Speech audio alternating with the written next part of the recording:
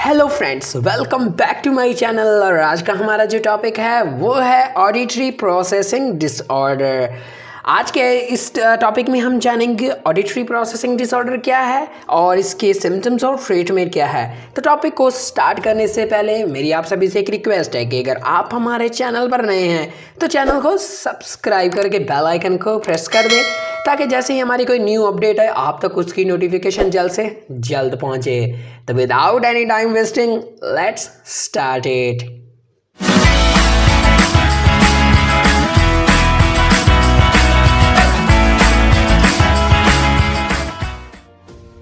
Auditory processing disorder.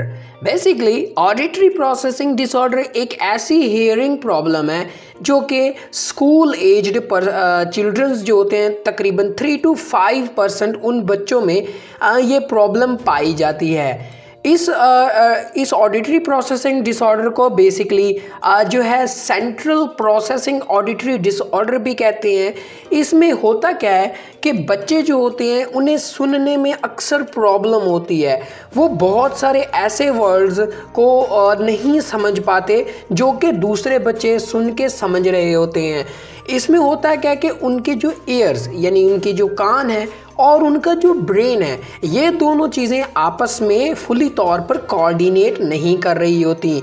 मतलब कि एक बच्चा जो चीज़ सुन रहा है और साथ में दूसरे बच्चे सुन रहे हैं, अब जिसे ऑडिटरी प्रोसेसिंग डिसऑर्डर है वो उस वर्ड या उस जुमले को या उस फिक्रे को या उस चीज़ को उस तरह से नहीं समझ पाता जिस तरह से उसके साथ बैठे हुए दूसरे बच्चे अच्छे से समझ पा रहे होते हैं।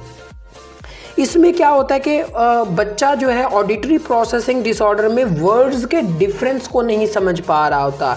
अगर मैं आपको इसकी एक एग्जांपल बताऊं, उसकी एग्जांपल ये है कि अगर उनको एक जुमला कहा जाए यानी एक क्लास में उनको कहा जाए कि प्लीज़ रेज योर हैंड्स, तो वो जो बच्चा है, अब बाकी सारे स्टूडेंट्स तो उसको उसी तरह सुन रहे हैं, लेकिन वो स्टूडेंट कैसे सुन रहे, प्लीज़ हेज योर प्लान। देखें डिफरेंस आप जान रहे हैं ना, रेज और हेज का, यानी रेज और हेज में उसको फ़र्क नहीं पता चल रहा। इसी तरह एक और एग्जांपल कि अगर आप उस बच्चे को कहें look at the cows over there, तो वो बच्चे बताइए क्या सुनेंगे इस चीज़ को, वो देखेंगे look at the clown on the chair. देखें काउज, क्लाउन, देयर और चेयर। देखिए वो वर्ड्स के ना डिफरेंस को नहीं समझ पा रहा कि वर्ड्स में क्या डिफरेंस हो रहा है। अब हम बात करते हैं इसका जो सिंपल ट्रीटमेंट क्या है। इसका सिंपल ट्रीटमेंट यही है कि उसमें बच्चे को प्रैक्टिस करवाई जाती है, हियरिंग प्रैक्टिस, चीज़ों को सुनने की प्रैक्टिस करवाई जाती है और उसके जो कंसंट्रेशन लेवल है या उसका जो वर्ड्स पे कंसंट्रेशन है, किसी भी चीज़ की सुनने की कंसंट्रेशन, उसमें उसके वर्क किया जाता है। अब इसके दो मेथड हो सकते हैं।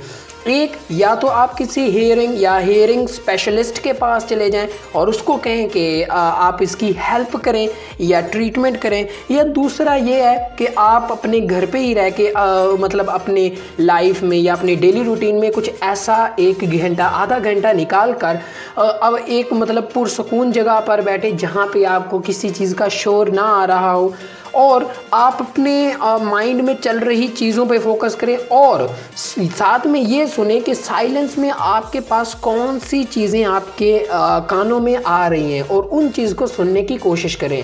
इससे जो है इसमें बहुत काफ़ी हद तक फ़र्क देखा गया है और जो है ऑडिटरी प्रोसेसिंग डिसऑर्डर इसकी भी इफ़ेक्टनेस बहुत हद तक कम हो जाती है। तो उम्मीद करता हूँ कि टॉपिक भी अभी आपको अच्छे से क्लियर हो गया होगा। अगर इसके रिलेटेड आपको कोई भी क्वेश्चन है तो आप कमेंट सेक्शन में मुझसे इसके बारे में कोई भी क्वेश्चन पूछ सकते हैं। तो मिलते हैं फिर हम नेक्स्ट वीडियो में इसी तरह की नेक्स्ट इन्फॉर्मेशन के साथ। तब तक के लिए बाय बाय।